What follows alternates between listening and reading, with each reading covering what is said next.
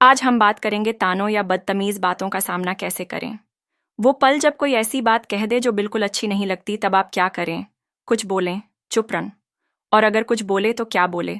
इन सब सवालों के जवाब आज आपको मिलेंगे। स्वागत है आपका अडिग योद्धा के चैनल में, जहां मेरा मिशन है कि आपकी अगली बातचीत कुछ ऐसा बदलाव लाए जो सब कुछ बदल दे। अगर आप बातचीत सुधारने के तरीकों के बारे में सीखना पसंद करते हैं तो इस चैनल को सब्सक्राइब ज़रूर करें। साथ ही अगर आपके पास कोई सुझाव है तो उन्हें कमेंट्स में डाल दें। अब बात करते हैं, जब अगली बार कोई आप पर ताना कसे या बदतमीजी से बात करें तो आपको क्या करना चाहिए। पहला तरीका, अपना जवाब इस लाइन से शुरू करें। क्या आप यह कहना चाहते थे? यह इरादे को जांचने का तरीका है। हम इस पर और विस्तार से बात करेंगे। यह सवाल सामने वाले को सोचने पर मजबूर कर देगा कि उसने जो कहा उसका मतलब क्या था। दूसरा तरीका, अगर कमेंट सीधा आप पर नहीं है बल्कि वह इशारों इशारों में कही गई बात है जो आप और वह दोनों जानते हैं कि आपके लिए कही गई है, तो ऐसे में आपको सवाल पूछकर उन्हें टोकना है। जैसे, क्या मैंने आपको किसी तरह नाराज कर दिया? या फिर आप ठीक हैं? लग रहा है कि आपका दिन अच्छा नहीं जा रहा। यह सवाल सामने वाले को बिना अपमान दिए हुए जवाबदेह बनाते हैं। इससे आप खुद को शांत और समझदार दिखाते हैं, बिना खुद अपमानजनक बने। तीसरा तरीका मेरा सबसे पसंदीदा तरीका है। कुछ भी ना कहना, बस पूरी तरह से चुप्पी साध लेना, लेकिन इसे सही तरीके से करना जरूरी है। चुप्पी भी एक कला है और इसे प्रभावी तरीके से इस्तेमाल किया जा सकता है। अब ध्यान दें कि यह ताने या अपमान अक्सर टेस्ट की तरह होते हैं। ये सामने वाले का तरीका होता है ये जानने का कि आप कितना रिएक्ट करते हैं। ये एक ताश के पत्तों के खेल जैसा है। आपके पास ताश है और उनके पास भी। जब वह पहला ताना कसते हैं तो वो एक ताश खेल रहे होते हैं। अब आप पर है कि आप यह गेम खेलना चाहते हैं या नहीं। मान लीजिए आप गेम खेलने का फैसला करते हैं। आपने एक ताश डाला और उन्होंने ने एक और ताना कस दिया। यह सिलसिला चलता रहेगा, लेकिन याद रखें, यह गेम कोई नहीं जीतता। आखिर में किसी एक को माफी मांगनी पड़ेगी, और अक्सर यह वही इंसान होता है जिसने आखिरी और सबसे बुरी बात कही होती है। लेकिन आप यह गेम खेलने से इनकार करके पूरे झगड़े को यहीं खत्म कर सकते हैं। ताने एक सीढ़ी की तरह होते हैं। अगर उन्होंने कुछ कहा और आपने भी वैसा ही जवाब दिया, तो आपने उन्हें अगला कदम उठाने का मौका दे दिया। आपने यह दिखा दिया कि उनकी बात सही थी, क्योंकि अब आप भी वैसा ही व्यवहार कर रहे हैं। इसके बजाय अगर आप जिज्ञासा दिखाते हैं और कहते हैं यह बात कहाँ से आ रही है, तो आप लड़ाई को खत्म कर सकते हैं। लेकिन अगर आप उल्टा जवाब देने लगते हैं तो यह लगेगा कि आप उनकी बात को सही ठहरा रहे हैं।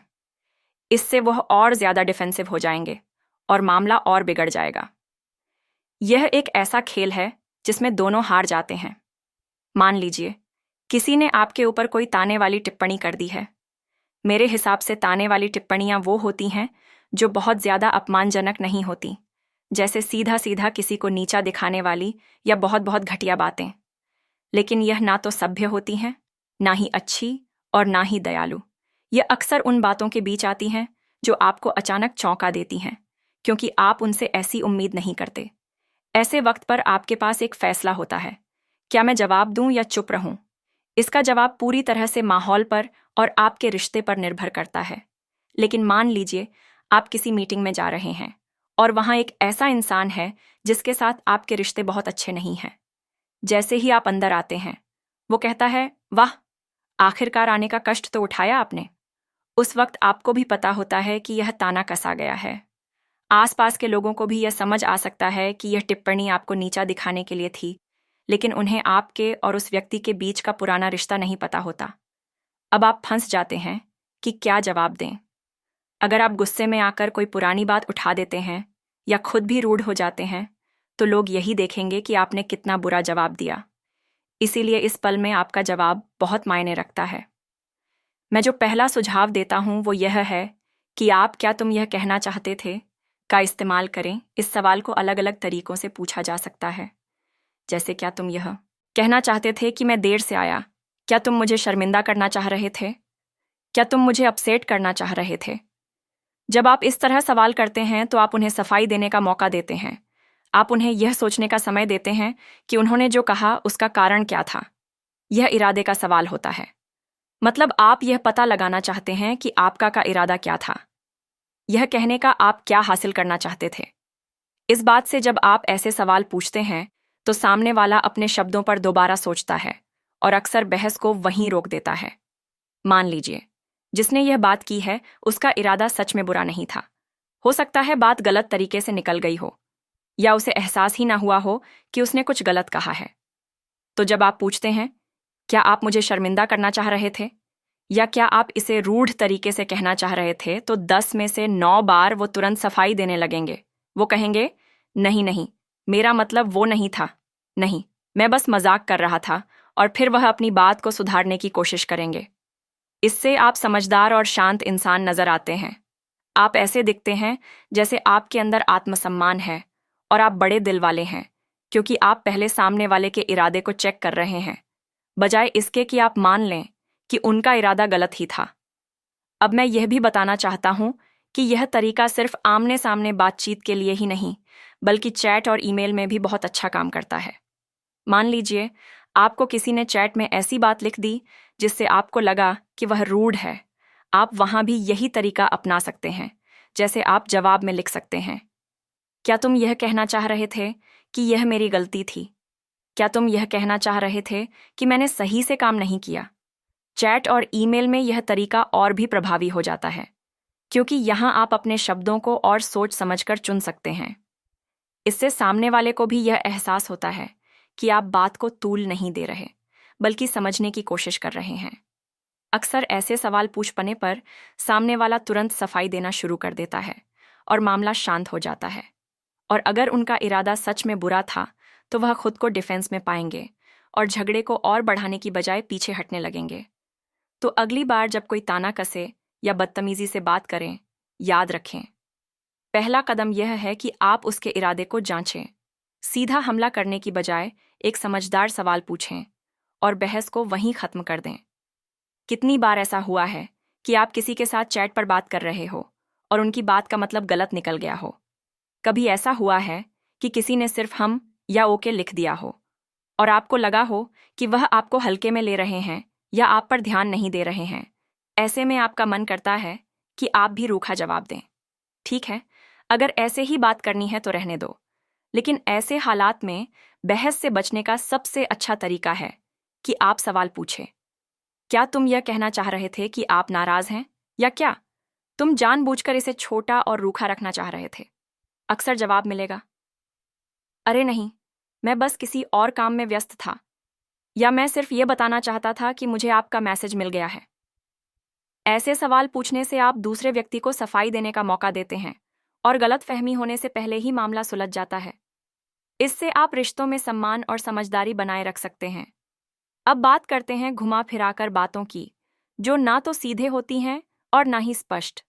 ऐसे लोग सामने कुछ कहने की हिम्मत नहीं जुटा पाते, इसलिए वह अपनी बात को कटाक्ष में छुपाकर बोलते हैं।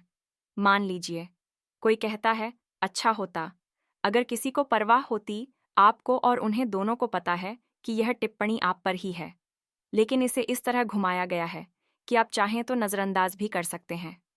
अब यहाँ सबसे अच्छा तरीका यह है कि आप उन्हें उनकी ही बात पर पकड़ें और सवाल पूछें। ऐसा लग रहा है कि इसमें कुछ और बात छिपी है, या ऐसा लग रहा है कि आपको कुछ कहना है? चलिए, इस पर बात करते हैं। इससे वह तुरंत रुक जाएंगे और सोचेंगे कि उन्होंने क्या कहा। आप उन्हें उनके शब्दों पर टोक हैं, लेकिन किसी बहस की बजाय बातचीत के लिए आमंत्रित करते हैं। दूसरा तरीका यह भी हो सकता है, ऐसा लग रहा है कि आपका दिन थोड़ा मुश्किल जा रहा है, क्या हम इस पर और बात करें? ऐसे सवाल बातचीत को सही दिशा में मोड़ सकते हैं और टकराव को टाल सकते हैं। अगर आप सीधा कहेंगे, क्या तुम मुझे परवाह नहीं करने वाला कह रहे हो, तो मामला बिगड़ सकता है। अब तीसरी रणनीति है खामोशी से जवाब देना, लेकिन यह साधारण खामोशी नहीं है। इसमें एक तकनीक छुपी होती है। 4 सेकंड की चुप्पी मान लीजिए, किसी ने आप पर कोई रूखी टिप्पणी की है। आप उसे 4 सेकंड तक चुपचाप देखें। इस दौरान आप थोड़ा हैरान या सोच विचार करने वाला भाव रखें, मानो आप उनकी बात को परख रहे हैं। ये 4 सेकंड ये संदेश देते हैं, मैंने तुम्हारी बात सुनी, मैंने उसे समझा और सोचा, लेकिन मैंने फैसला किया है कि यह मेरी प्रतिक्रिया के लायक नहीं है। इससे सामने वाले को एहसास होता है कि उसकी टिप्पणी का आप पर कोई असर नहीं हुआ और वह खुद असहज महसूस करने लगता है। इसे और प्रभावी बनाने के लिए इसे एक मानसिक अभ्यास की तरह सोचें। मान लीजिए, आपके पास एक काउंसिल डेस्क है जहां आप किसी भी अनावश्यक चीज को रख देते हैं। जब कोई व्यक्ति आपसे रूखा बोलता है तो आप उस टिप्पणी को एक कागज की तरह सोचिए और बिना देखे उसे उस डेस्क पर रख दीजिए। इसका मतलब यह है कि मैं अपनी सच्चाई जानता हूं, मैं यहाँ क्यों हूं यह भी जानता हूं, और तुम्हारी बात मेरे समय या ऊर्जा के लायक नहीं है। निष्कर्ष, अगर कोई आपको रूखी या तानेदों का इस्तेमाल करे, पहला सवाल पूछकर इरादे को स्पष्ट करें। दूसरा, कटाक्ष को पकड़ें और चर्चा को सही दिशा में मोड़ें। तीसरा, खामोशी का इस्तेमाल करें और 4 सेकंड तक रुककर उन्हें सोचने पर मजबूर करें। इससे आप बहस को टाल सकते हैं, गलतफहमियां से बच सकते हैं और खुद को समझदार और शांत व्यक्ति के रूप में पेश कर सकते हैं।